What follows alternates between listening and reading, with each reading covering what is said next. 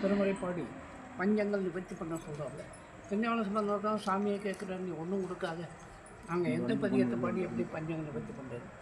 காசியில் அன்னை புண்ணியப்பாடு, காசியில் சிவபெருமான் ஃபோன் எடுத்து பிச்சை எடுத்து பிடிப்பாங்க. என் மூலஸ்தானத்தில் அன்ன புண்ணியம் போது சாமி திருமண குளம் போய் தரிசனம் பண்ணிங்க.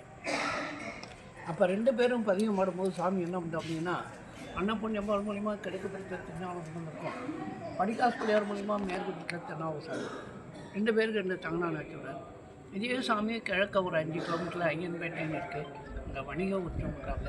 சாமி கையில் பவுன் இடம் போகிறவங்க அந்த திராசு இன்றைக்கி முத்தரோட திராசு உண்டு, அம்பாள் கையில் முத்தரோட அப்படி உண்டு. அப்போ ஜாமான் வாங்க போகும்போது ஞானசம்பந்தர் காசு கொஞ்சம் மாற்று கம்மியாகும், நாவுகரசுக்கு அதிகமாகும். ஒரு 12 மணிக்கெல்லாம் சாப்பாடு போட்டுருவார், இவரால் முடியறதில்லை.